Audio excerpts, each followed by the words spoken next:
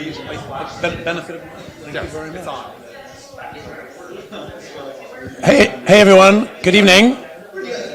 I'm just going to steal a little bit of Sam's limelight in a very good cause, so that people here this evening can know that Colleen Murphy is here. You were expecting this, Colleen. I haven't blindsided you, have I?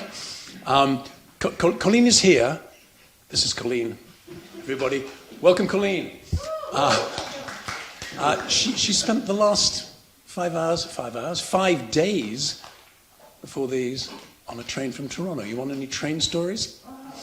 But that's only the beginning. She's our writer in residence, playwright, screenwriter in residence. There's more.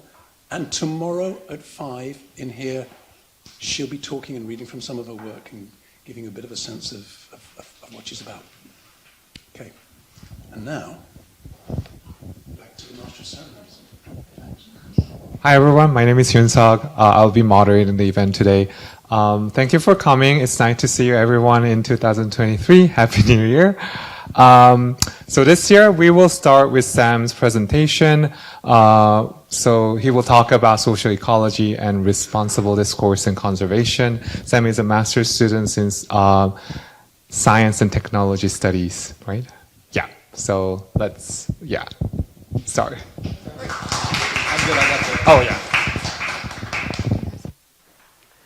All right. Hi, everybody. So, like Yunsuk said, my name is Sam Bundenthal. I'm a master's student here at UBC in Science and Technology Studies, which is a very interdisciplinary program in which we look at the relationship between science and society. I tend to think of myself as more of a science communicator, so principally concerned with how people with PhDs talk to people without PhDs, and kind of the relationship between institutions of science and what we kind of generally consider to be a nebulous body called the public. But in today's talk, I'm going to be mostly focused on a relationship which has stuck with me for a very long time. It's the subject of my thesis work here as a master's student, and it's what I'm going to be talking with you about today. And that is our what we tend to think of as a human nature binary, just the relationship between humanity and its place in nature. But of course, just by saying it's a human nature binary, we're kind of presuming that the two are separate, when in reality they may or may not be. But it's these discourses around the human nature binary which really, really fascinate me.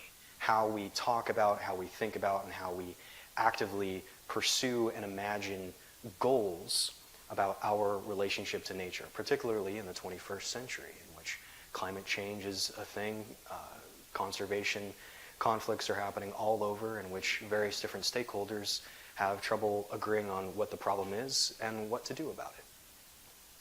Eagle-eyed attendees will notice that this is not the title that was originally advertised on the green list. The original title was Social Ecology and Responsible Discourse in the Anthropocene.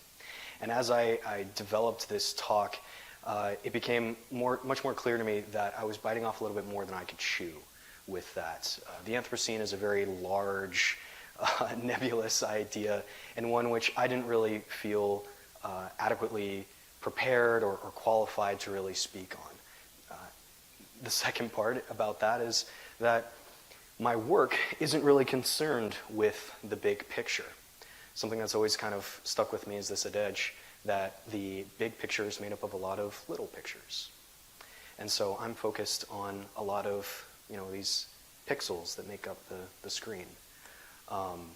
It's partially practical in that I want to be able to think about what I personally can do and develop my own kind of praxis.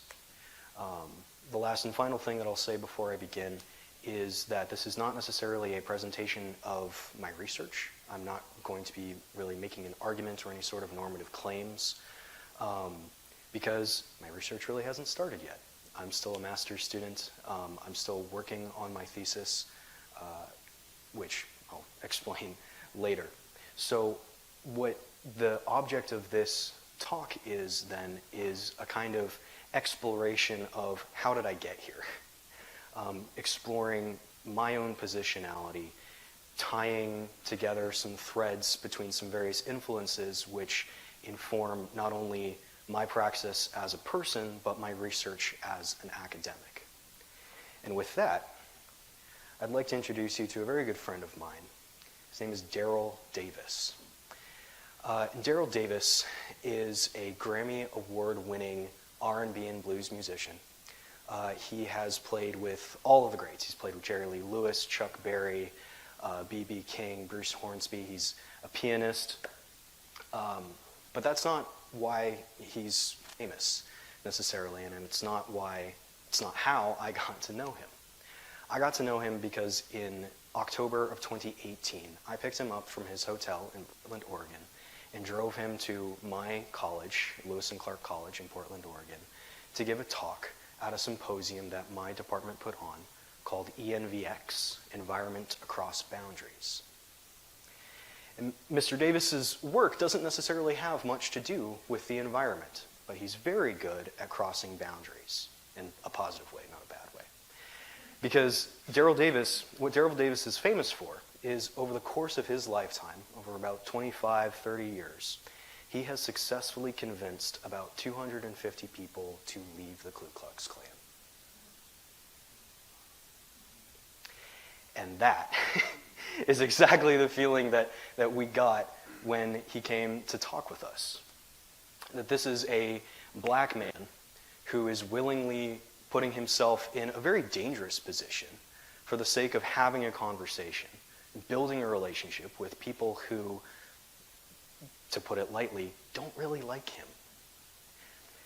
And the question that drove Daryl was something that he had described, an impetus that he had described, a question that he had had ever since he was a young boy living in Baltimore, Maryland. And that was, how do you hate me if you don't even know me? Why do we preemptively judge people based on their race without getting to know them? And so Daryl's praxis, then, of building up relationships, of having conversations with active members of the Ku Klux Klan in the pursuit of dialogue.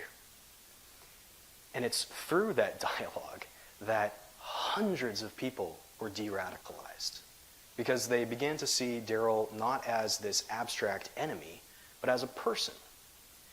And as a person, it's a lot easier to connect with somebody when you understand what you have in common more than what you don't have in common.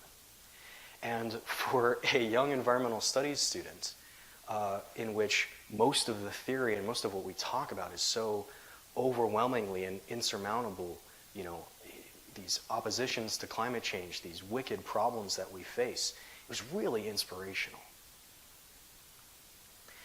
So wicked problems in environmental studies, I like to think of as a giant tangled up knot, right? Has anybody ever read Maniac McGee, Jerry Spinelli? There's a great scene in there. It's just a giant tangled up knot that always back to you. But wicked problems are like this tangled up knot in that you try to loosen it up at one point, you try to untangle it, and it becomes tighter elsewhere. And it's very difficult to try to untangle the knot holistically.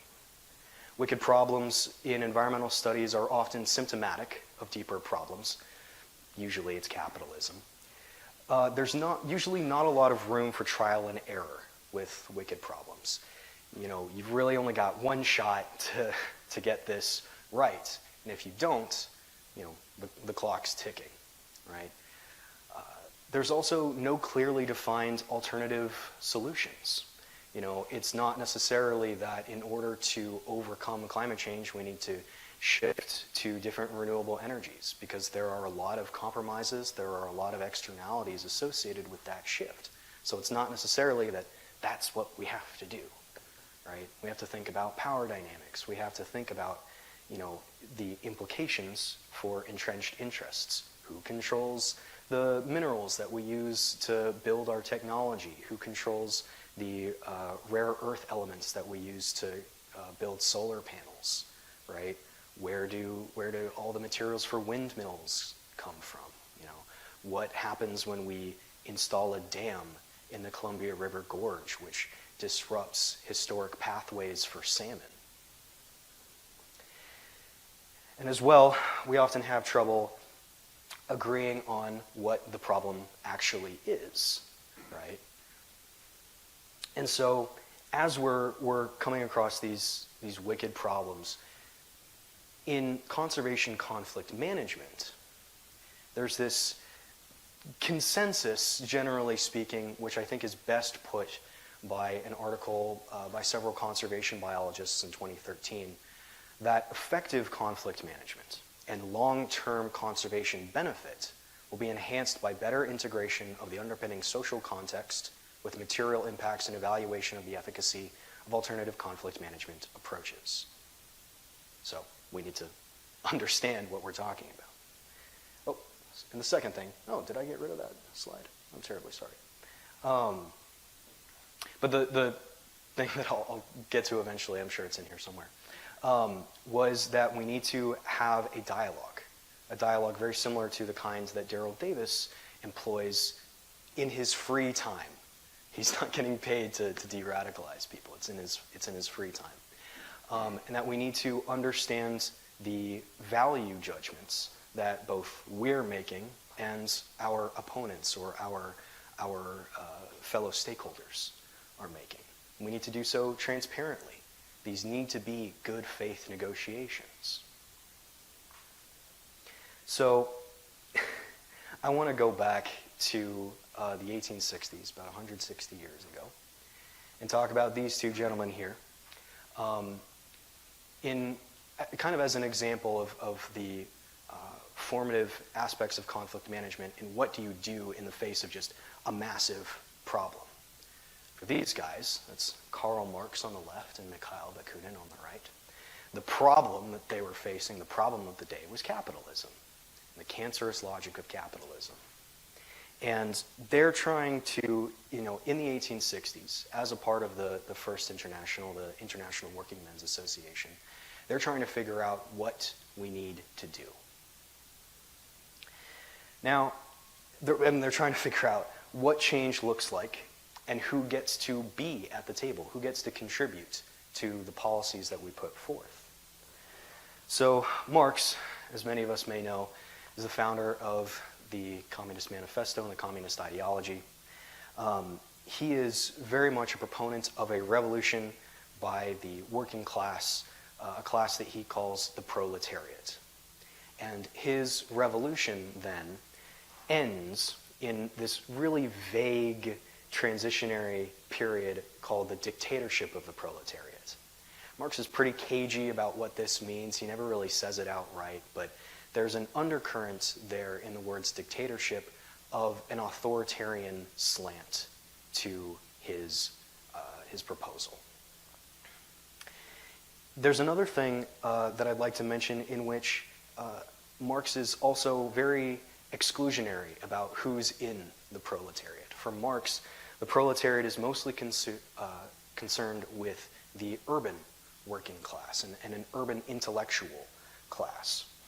And he pretty much writes off the rest of the world who doesn't live in these cities at the time, London, Paris, Berlin, what have you. He really writes off the rural peasantry. He says that they're either antagonistic towards the cause, they're too loyal to the monarchist institutions of the time, and not really capable of revolutionary thought.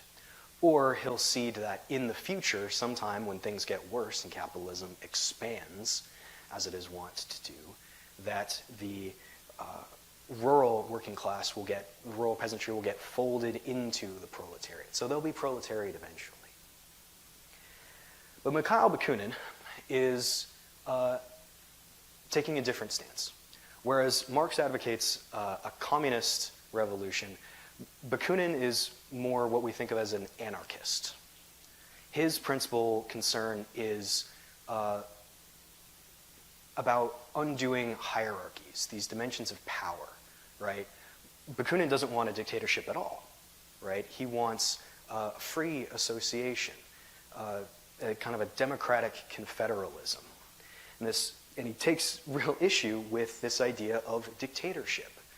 In Bakunin's eyes, Marx is simply proposing that we replace the current bosses that we have with new bosses who will eventually get corrupted by power and start to transgress the same abuses that the bourgeoisie are in the 1860s. He's also a little bit more pragmatic, time-wise, in terms of radical thought. He's not really willing to wait for capitalism to get worse. He wants to think about, what can we do now? What is the state of the world now?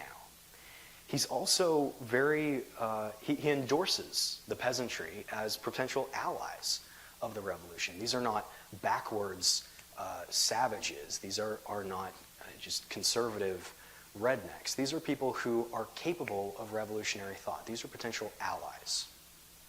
So where do these beliefs come from? What motivates these two men to, despite agreeing on a whole lot, this fundamental disagreement eventually drives apart the International, right?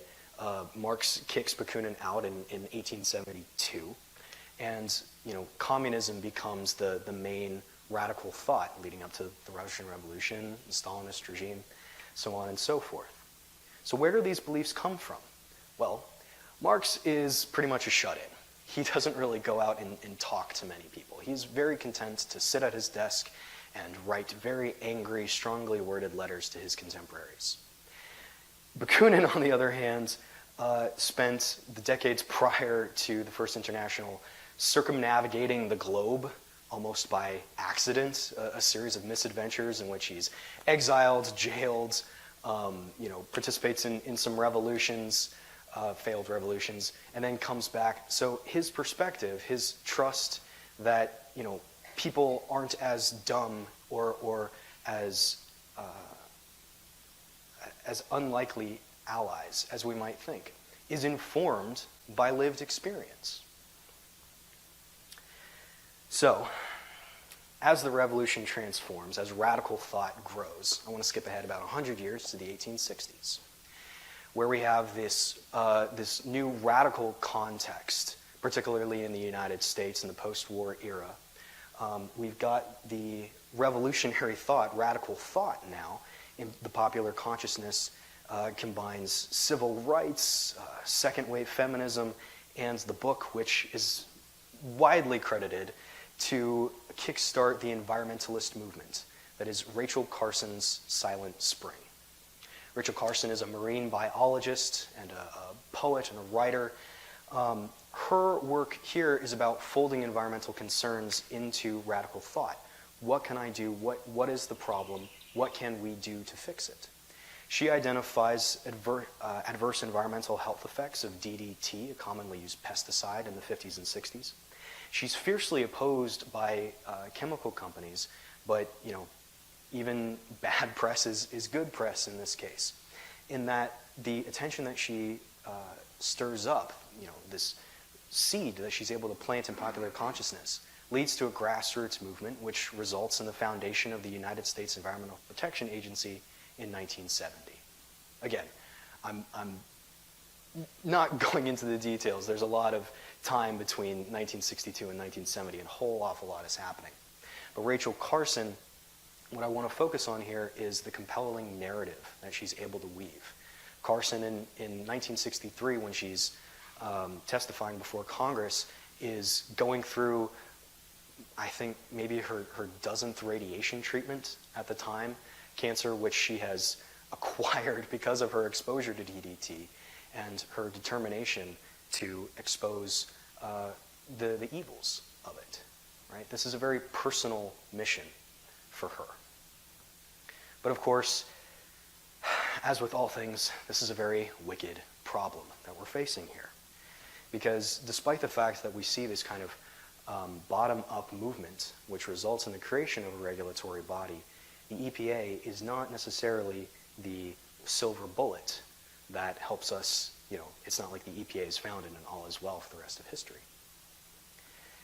And this is studied particularly by Arlie Russell Hochschild, who's a sociologist from UC Berkeley, who writes this ethnographic work, which I'm willing to pass around if you'd like to take a look at it. Just open up the front cover. Her work is called Strangers in Their Own Land. It's published in 2016. And the subtitle here is Anger and Mourning amongst the American right.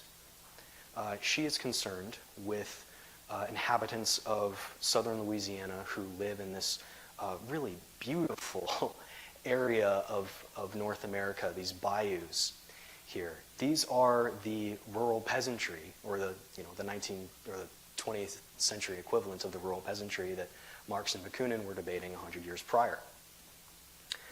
Her primary goal here is to find out, okay, why are these people who are living here essentially voting against their own self-interest in terms of regulation which would almost protect these people. Southern Louisiana in the 1960s is very underdeveloped. There's not a whole lot of industry, and for the past 100 years since the American Civil War, there's been a very large cultural idea that Southern people in Southern rural communities are, they're backwards, they're rednecks, they're hillbillies, they're uneducated, right? These kind of narratives of progress hold down these rural Louisianans. So in 1968, a memo goes around in the petrochemical industry that says, hey, if you're trying to build a toxic waste disposal facility and you don't want these new hippies to come and protest and shut you down and draw attention to it, this is the kind of community you need to target.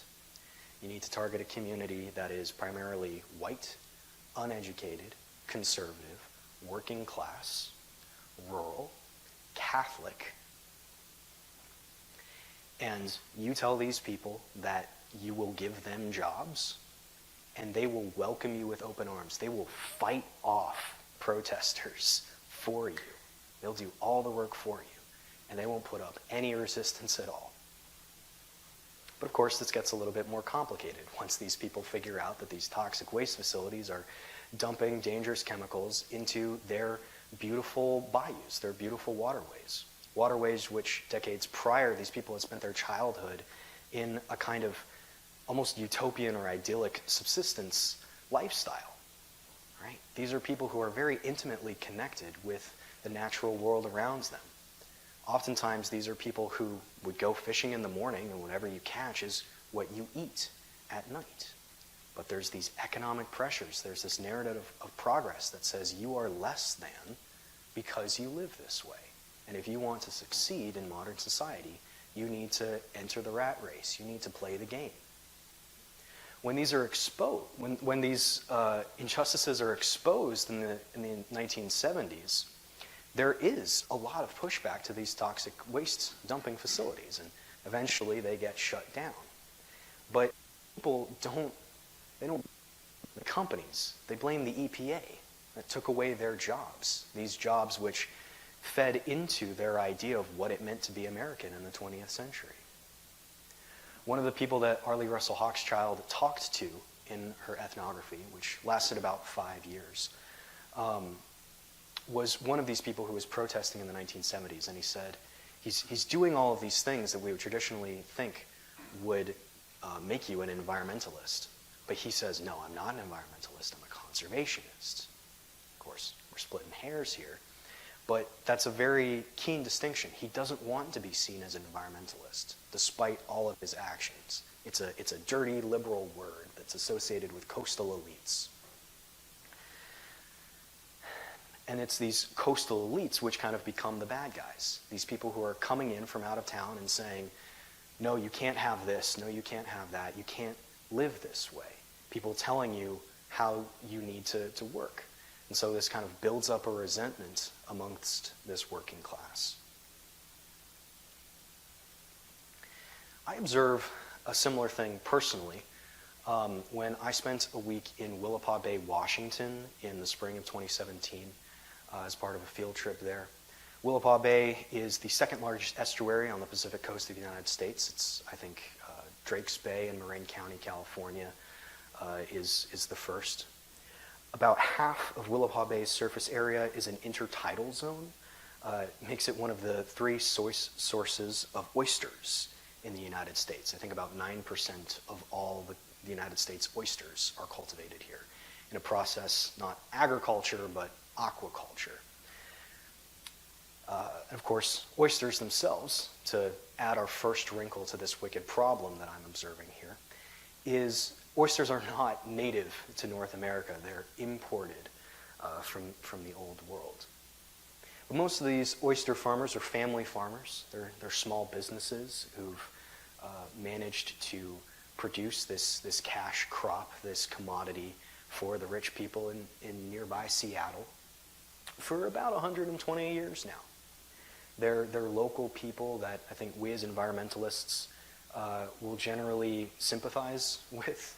Again, people living this kind of idyllic rural lifestyle that oftentimes people can mythologize. But in the 2010s, they start using pesticides in order to combat another invasive species, which is cutting into their crop yields, the burrowing shrimp. Right? The shrimp will burrow under the sands. They'll create these air pockets, and the oysters that are sitting on top, right around here, will sink in and slowly suffocate. And an ecologist from the University of Washington in 2015, he comes down from Seattle and he writes this huge, dense, it's like 300 pages, 9-point font, environmental impact statement. Almost completely unintelligible, if I'm being honest. But when he writes this statement, he's condemning the use of pesticides. And of course, this community becomes divided. A lot of these people are saying, who are you to come into our town and tell us how we're supposed to deal with this? What do you know of living here? What does your empirical science have against our own lived experiences? Because this threatens businesses. If these farmers are not allowed to use the pesticides, then their bottom line is going to suffer. They will not be able to continue living. This is their livelihood that's being threatened. The next wrinkle that I want to add to this is Taylor Shellfish, which is a big corporation which came into Willapa Bay in the mid-2000s. And Taylor Shellfish, before I came here and before I was talking to people, was often framed as the Monsanto of aquaculture, right? A very provocative term. It's big business that's coming in here. It's driving people out. But what we find out when we go there on this field trip is that Taylor Shellfish isn't using pesticides. They're actually using these very sustainable aquacultural practices. And they're doing so without pesticides. They're trying to make sure that this is sustainable in the long term. And what really throws a wrinkle into this is that most of the people who are working at the Taylor Shellfish warehouse are Mexican. They are Mexican immigrants. The supervisor of the plant is a distractingly handsome man from the University of Tijuana, who's an aquacultural scientist. He's an agricultural scientist and a hydrologist. He's incredibly smart. And so the backlash here is not just against big business, not just about urban interests. It becomes, there becomes a racial element to this. Willapa Bay overwhelmingly voted for Trump in the 2016 election. The American Right that Arlie Russell Hochschild is investigating is, in the 5 years leading up to the 2016 election, was what was called the Tea Party at the time, what we now know as kind of a precursor to what we now know as the alternative right, or the alt-right, the hard right, whatever you want to call it. And there's this idea that's kind of motivating these white rural communities, and that is the idea of the Great Replacement by this French theorist, Renaud Camus. The Great Replacement is essentially an idea that white Europeans are being demographically and culturally overwhelmed by people of color, mostly immigrants, people from predominantly Muslim countries. And, this obviously gets people riled up. It ties into a conservative narrative of anti-immigration, of displacement. It has its origins in a theory called Malthusianism by this pastor from the 1700s, Thomas Malthus, and more recently Paul Ehrlich in the 1960s, which talks about population, that overpopulation is the big idea that we should be concerned with, that as we keep growing, eventually we'll hit a carrying capacity for the earth, and that in order to stop this, in order to curb this variable, which they see as the dominant driving force behind climate change, we need to institute top-down population control. We need to close borders. We need to stop people from having babies. And we're doing this in order to stop the climate catastrophe and resource depletion. And of course, this feeds into, again, another narrative that's called eco-fascism. It's an idea, again, that of fascism and authoritarianism that's motivated by these ecological concerns. And this isn't just conjecture. This is, we have consequences for this. Eco-fascism, concerns about climate and anti-immigration policies, inspired mass shooters, domestic terrorists in Christchurch, New Zealand, El Paso, Texas, and most recently in May of 2022, Buffalo, New York. So, we've got an idea of what, I've got an idea now, at this point in time, of what I don't want. I don't really want to shoot anybody. And I don't want to advocate shooting anybody. And I wanted to stay away from ideas and theories which have a more authoritarian slant. I want to be able to solve these problems democratically, these wicked problems democratically. But I also want to be pragmatic about it. I want to avoid some logics that result in violence. What I find at this point in time is a theorist named Murray Bookchin. He's a very, very sweet-looking guy. And Murray Bookchin is born in 1921 in the Bronx in New York City to Russian Jewish immigrants, people who've fled the consequences of the Russian Revolution at the time. In the 1930s and 40s, he joined a series of communist and syndicalist groups before breaking away and kind of involving himself in more anarchist thought, the more Bakunin side of things, the libertarian side of things. And his writings are some of the first to introduce environmentalism and ecology into radical thought. At the same time, he's also kind of rejecting the unconstrained individualism of contemporary libertarianism, that it's me above all else. And he's opting instead for a kind of libertarian socialism, or what he will eventually coin the term communalism. He is, we see his work having a huge influence on green politics in the United States. He's part of the group that starts founding the Green Party in the United States. And it's this idea that he has, this theory that really resonated with me, that he talks about in his magnum opus in 1982, the ecology of freedom. And that idea is a theory that he calls social ecology. So Bookchin is advocating that we try to look at humanity and nature a little bit more holistically. We start to emphasize a symbiotic relationship between social and ecological issues. Ecological issues are a result of social issues. And that it's the human domination of nature naturally follows from human machines of hierarchy, human domination of other humans. We can see some of that resonating in the wicked problems in these situated contexts that I explored a little bit in Louisiana and Willapa Bay. And he says, from a scientific standpoint, life develops from self-organization and from evolutionary cooperation.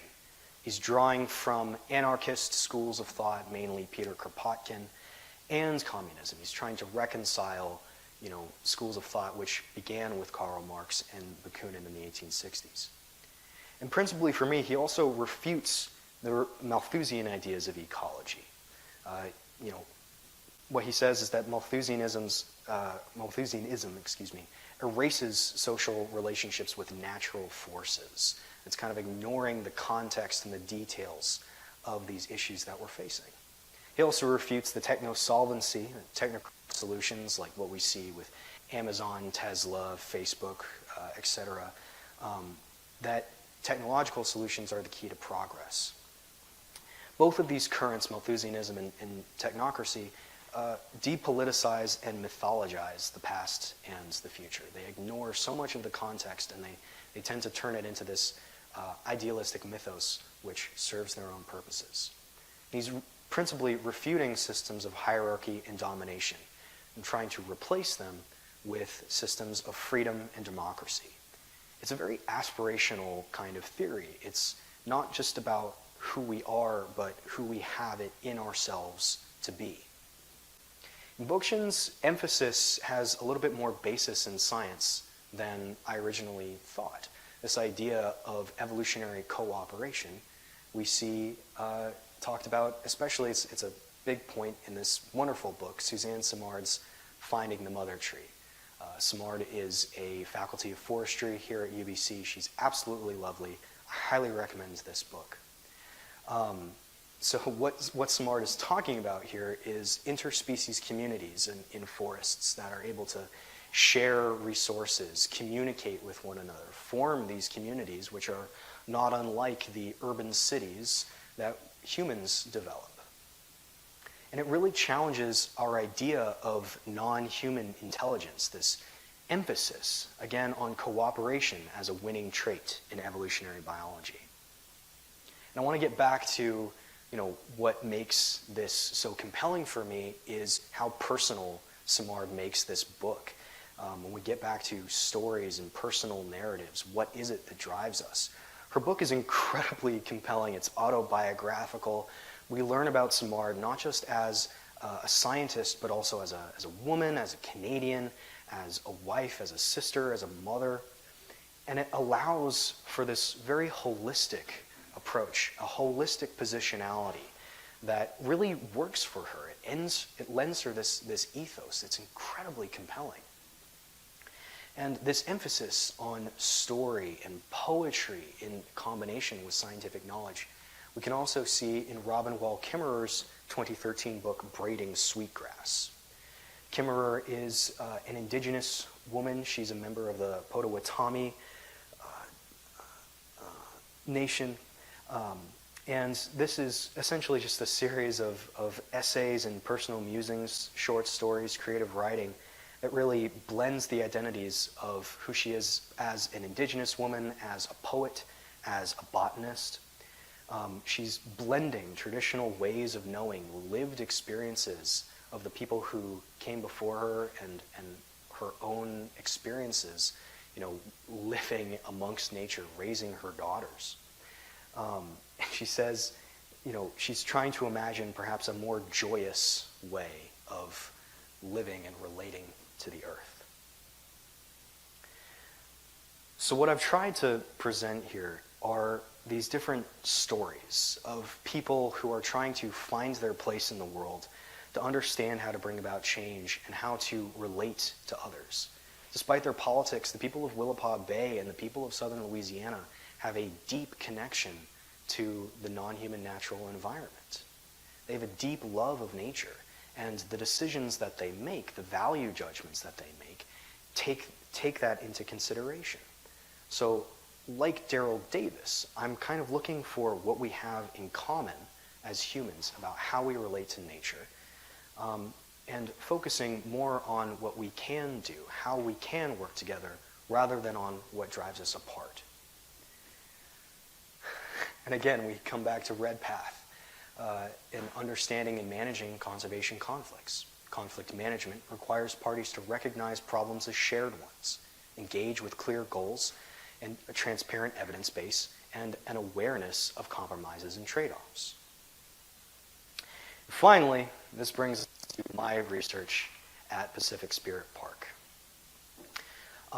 all of this is to say that the work that we do in Pacific Spirit Park is active. It is, in my own sense, fairly radical. These are people who volunteer their time, volunteer their free time. Very few people are really here in their professional professional capacity as scientists. And what we do here is, these volunteers, of which I am one. I joined in January of 2022, I believe, so about a year now. These conservation volunteers are citizen scientists. They're non-scientists, members of the community, who are critically engaged in scientific work. The work that we do is very practical. We do restoration work. We monitor water levels in Camosun Bog. We monitor birds' nests. We remove invasive species from the park. But we're also educators or para-educators, that we're leading walks for members of the community, for field trips from high schools, middle schools, all around Vancouver. We've led a couple walks for the BC Mobility Opportunity Service, where we have some people wheel around immobile members of our community so they can get a sense of the walk. And what I'm doing here is an ethnographic work, very similar to Hochschild, in which I'm trying to get to the heart of the question: why do you care enough to volunteer your time? How are you socialized to think of yourself as a part of nature and agents within it, whether that's as, coming from a more radical indigenous perspective as a family member, or from a more traditional sense of being an environmental steward? And how do you imagine, negotiate, and pursue these conservation goals? So my work is ethnographic, but also very similar to Kimmerer and Simard. It tends to be autobiographical, which is why I'm talking about what I have here. What I've led us through is trying to connect these threads that I myself have discovered, what have led me here to believe that, in order for us to meaningfully accomplish these goals, overcome these wicked problems, we have to do so collectively. We have to do so democratically. We have to do so in good faith. We have to be willing to put in the work. We have to understand and accept a plurality of positionalities, find out where we agree and compromise where we can't. And that, to me, is a very empowering idea, that there's practical, tangible things that I can do in my life. I'm not saying that this is something that everybody needs to do. Not everybody can be Daryl Davis. Not everybody can put themselves in dangerous positions talking with people who, there's a very real chance that who may be very bad faith actors. But it's working for me, and I'm trying to figure out how that works for other people as well. I'm trying to do my part to make the world a better place and understands the people that I'm sharing it with. Thank you.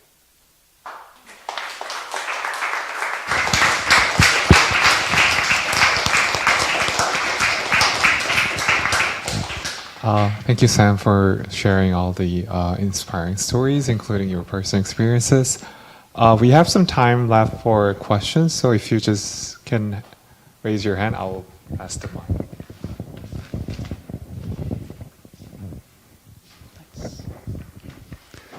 Hi, Sam. Thank you very much for your brilliant, insightful, and well-polished presentation. I have a question which I also grapple with, so I'd just like to know your thoughts on it. But what you've presented is really community-based solutions to conservation and environmental protection. But we live in an extremely connected, integrated global network, and there's global supply chains. There's very powerful economic, geopolitical forces. We live in a world which is also seeing nationalism, countries closing down towards each other, and I wonder how this community-based approach can be reconciled with all of those forces. How can we kind of avoid the problems of ecological destruction in this world which is so intertwined in so many different ways? Yeah. When I figure that out, I'll let you know. Okay. Yeah, that's a real dichotomy. That's kind of something that we have to grapple with. Of, is what we're doing, kind of on an individual level, really going to make a difference, right, against these insurmountable obstacles in front of us. I can speak to my personal experience that this has been a process and an ongoing process of self-actualization, of trying to figure out, okay, I personally can't, address these global issues, and I wouldn't presume to think that I personally know the answer to them. I think that's very egotistical of me to think that I myself would have the answers for it. So I do see the point, I suppose, that the work that I'm doing here does not necessarily translate to a more global stage. I will emphasize that it is empowering. I get a lot of anxiety about climate change, and anxiety can very quickly become paralyzing. That, we become so enraptured by theory and analysis and, the constant news feed of everything that's horrible in the world, that it becomes very easy to just shut down. So for me, it's kind of a way to overcome that anxiety, just on a personal level. And again, I'm not trying to prescribe my own praxis to anybody else. I'm not trying to make a normative claim about the action we should take. But I do think that we can take inspiration from these democratic processes, from these attempts at communication, and try to be a little bit more hopeful. Because, at the very least, now I'm doing something. If it's a choice between doing something and doing nothing, I'm going to choose to do something. Hi, Sam. Over here. So one thing something that you said reminded me of is an area that our areas of research overlap a little bit, which is the topic of misinformation. And I'm wondering if you could talk a little bit about how, particularly in the climate in which we find ourselves, wherein someone can point at anything regardless of its credibility and say, oh, that's disinformation, or oh, that's fake news, or like whatever. And I'm wondering how that ties into this concept of engaging in good faith, for example, which is something that you've mentioned a few times in your presentation. Yeah.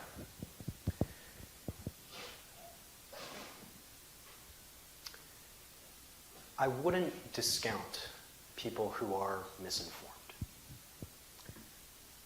If I'm talking to somebody face to face and they say something that I know to be false, that tells me something about them.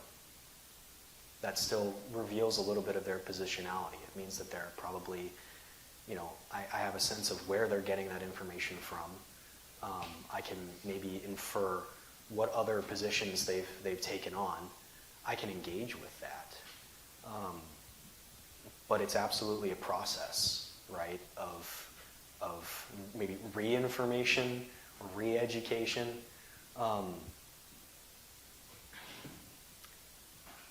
Yeah, and it's trying to understand, I think, the other person, right? Why are they vulnerable to misinformation? Because misinformation is targeted, right? It's absolutely meant to prey on fears, on negative emotions.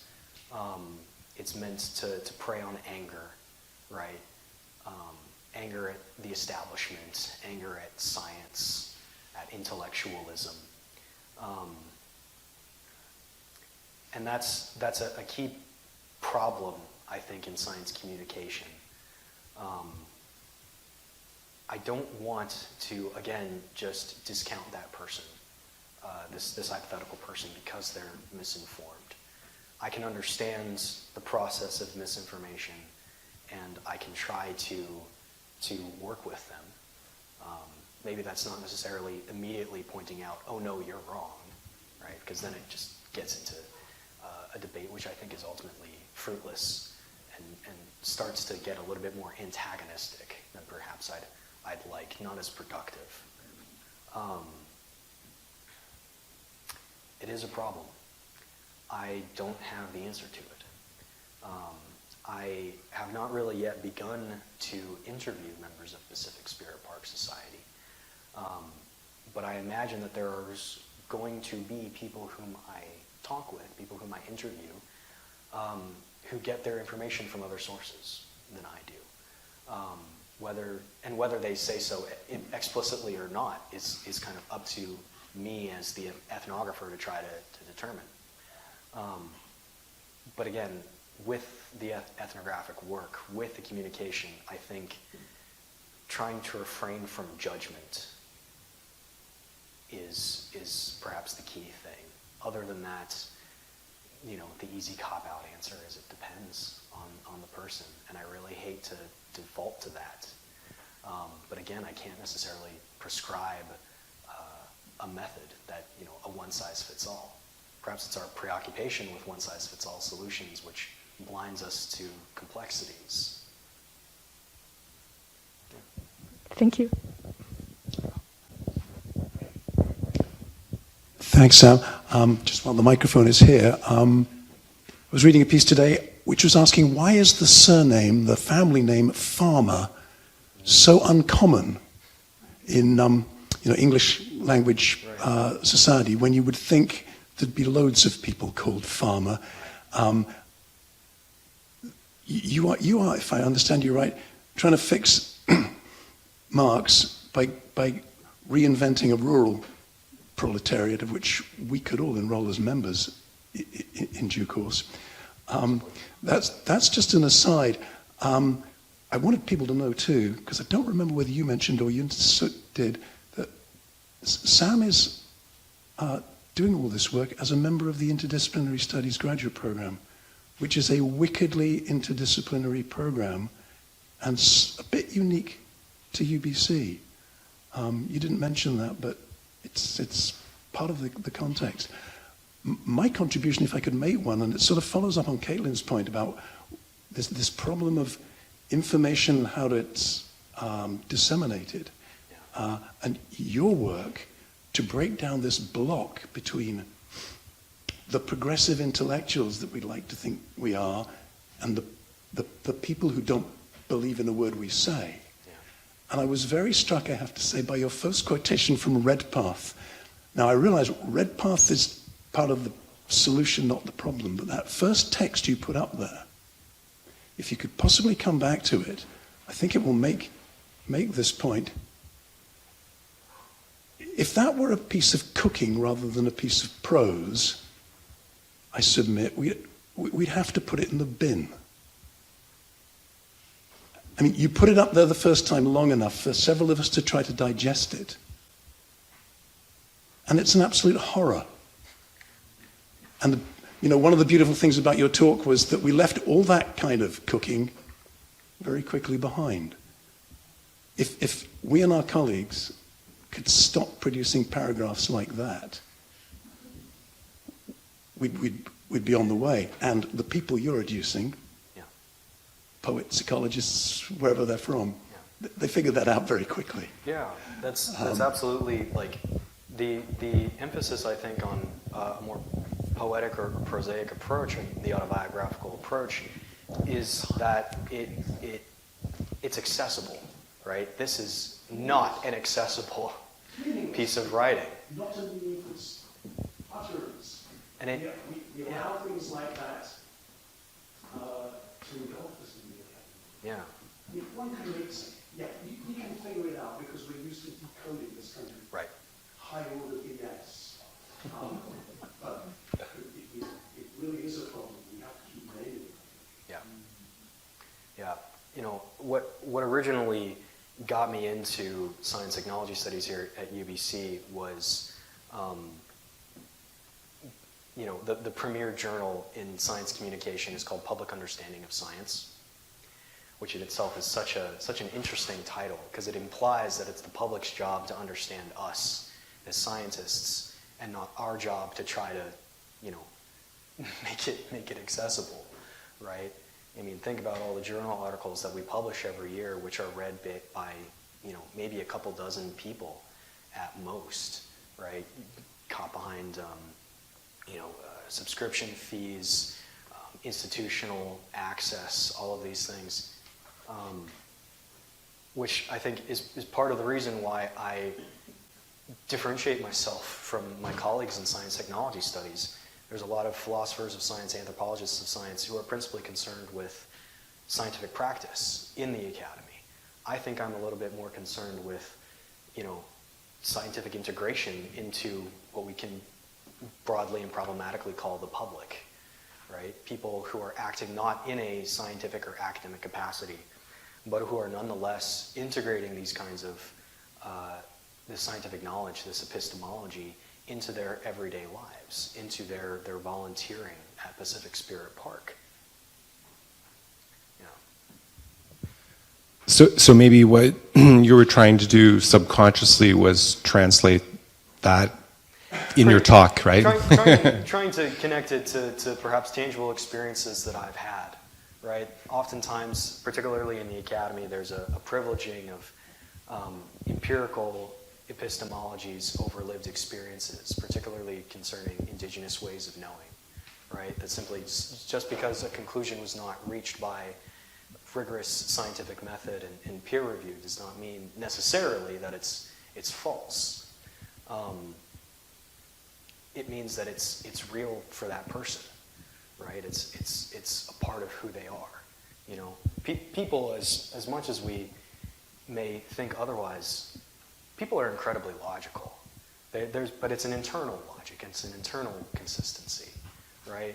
Uncovering that internal, and that logic reveals itself oftentimes in a narrative form of telling ourselves, okay, this is the story that I'm in, that I'm the main character of.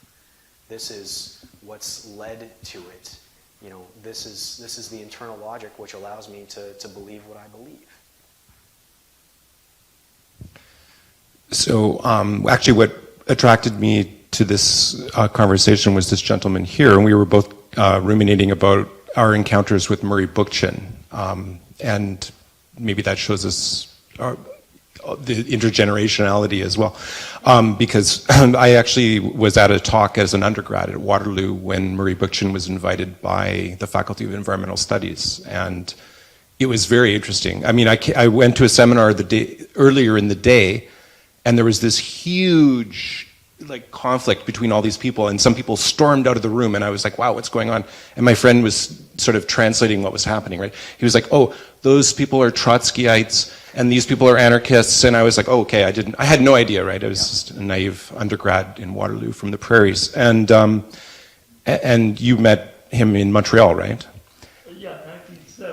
In 1970 in Montreal, so then I met him in the late 80s. But anyway, the point is, that's what attracted me to the talk, because I thought, okay, someone who's playing with the ideas of Bookchin is obviously someone who's thinking deeply about these matters. And I was very intrigued by a number of strands in your talk, and it's quite clear that you're still trying to braid those themes together, right? Which is fine. Still braiding. And you're very transparent about that as well. But I guess I'm just going to throw some challenges to you, and also some literature maybe that you probably are aware of. It sounds like you're very well read. But Elinor Ostrom, her work I think is quite profound, and profound enough to win the Nobel Prize in economics as a heterodoxical challenge to traditional economics and its problems. But I think the key point in my view of her work is, and a lot of people's view, is that she focuses on long-standing local knowledge systems, right, as to how to deal with what was classically framed as Garrett Hardin's idea of the tragedy of the commons. Anyway, to bring it back to Pacific Spirit Park, or to unceded Salish, Coast Salish people's lands, Musqueam lands in particular, one of the challenges then is, how do these communities interact with that indigenous knowledge system, given that we're living on unceded lands, right? That would be one. And then the other one is, I really liked the idea that you were playing with about communities that have felt dispossessed. And having, like for example, my cousin works in the oil patch. Right. And we got in, some social media argument. It's one of those ones where you've ghosted each other, right? Yeah. And it's like, that's my cousin, right? But it just happens, right? So now I vicariously communicate with him through my mother in the prairies, right? And so, but actually, he brought me, he was arguing against electric cars when I was all being the techno-positivist, which I'm not usually, right? I'm usually the skeptic, the techno-pessimist. And I was saying, no, electric cars are this. And now I've come around to understanding some of the massive metabolic shifts that are going to have to, there's this debate, metabolic rift versus metabolic shift in terms of electric vehicles. So I think the bigger issue then is there is that wisdom in whatever you want to call it, the hinterland, the rural areas, and there's, how do we, to me, there's also this great disconnect. Absolutely. And so I'd like to talk to you, I'd like to stay in touch with you because I ran into something when I was privileged enough to be in Europe this fall in my non-teaching semester, and it was an exhibit about, it was in Brussels, and it was a huge exhibit about ideas about bringing in the rural in the city, it was called. And it was about this kind of integration. And it took people in a place, I think, that was beyond what the Academy is doing, and it integrated a lot of the types of ideas that you're talking about, and there's some really interesting stuff. So anyway, good luck on your journey and braiding. Yeah, there's definitely an indigenous dimension to the history of Pacific Spirit Park, right? When it's founded in 1989, there's tremendous Musqueam protests against this establishment, right? Because this is a public space, right? It's no longer, solely Musqueam land. It's land for everybody. By everybody, we typically mean, settler colonial Vancouver. And in some perspectives, the establishment of park spaces is a way to give settler colonial societies a stake in the land. And this is true not just in Pacific Spirit Park, but everywhere in North America, right? So there is a Musqueam dimension to this. It is not a dimension which my research is primarily focused and trying to explore. And a lot of that doesn't have to do with an unwillingness or an ignorance of that dimension, but purely practicality, right? I'm a master's student. I did not plan on being here for too terribly long. And when it comes to doing indigenous scholarship and doing indigenous ethnography, that is a long-term commitment. That is something that, from their perspective, if you just come into their community, you study them for a couple months, and then you leave, that's not doing anything in good faith. It's incredibly disrespectful. It's perpetuation of yet another kind of extractive politic of settler colonial society and of academia. So I simply just really didn't have the time. There's also, a ton of hoops that you have to jump through in order to do scholarship in indigenous spaces. I would love to talk to Leona Sparrow and the Musqueam people and the Musqueam leadership and get their input on this situated context. For my work, it wasn't terribly feasible. And I'll admit that. It's just kind of a consequence of where I am. I will say that in spirit, there is, there are indigenous elements of style that you can do when undertaking research, particularly ethnographic research, about exploring one's own positionality. Robin Will Kimmerer is one of these people. There's a professor in the Department of Education who I haven't been able to track down, but she talks about this. She's got the book. It's Elements of Indigenous Style. And so my kind of concession to myself, my patting myself on the back is trying to undertake this research and integrate those ideas into what I'm talking about. And Pacific Spirit Park Society as well isn't completely erasing Musqueam history from the kinds of narratives that we're telling about the park space. We talk about Musqueam folklore in terms of the ethnobotany of the space. They would use these kinds of trees in this way. There's this hill that a scout could stand on and see across what is now English Bay, right? So there are Musqueam histories and Musqueam narratives which are still being perpetuated by the society. It is still a question of, to what extent the volunteers who lead these programs actively try to do so. What do they think about, these indigenous perspectives, trying to grapple with it themselves as majority settler colonial people? And that might be actually another dimension that could be feasible, is that you could, maybe you've already done field work, I'm sorry if that's the case, but you might be able to actually try to understand how predominantly settler volunteers are interpreting and understanding and trying to, whatever term you want to use, decolonize, reconcile, come to terms. Because that's something that I noticed. I lived in Asia for 15 years before I came back to Vancouver. And I noticed within the environmental movement, it wasn't as white, privileged. And I went on a protest that was entirely indigenous-led. Yeah. And you would not have seen that 20 years ago in Vancouver. Absolutely. And so that might be interesting to actually look at, not, because you obviously there's all kinds of challenges with doing the longitudinal types of research, right? But to actually look at and see how indigenous ways of knowing are being brought into the, whatever you want to call it, the existing environmental movements or associations. So, yeah. We'll talk more. Thank you for the talk, though. Yeah. I appreciate it. Due to time, I think we need to wrap up here for people who need to go back. But I saw some people raising their hands up. So Sam, would you be open to staying? I'll be here for the next couple of minutes. Please. Okay. Thank you for coming here for the event. Thank you so much. It's been lovely. Thank you.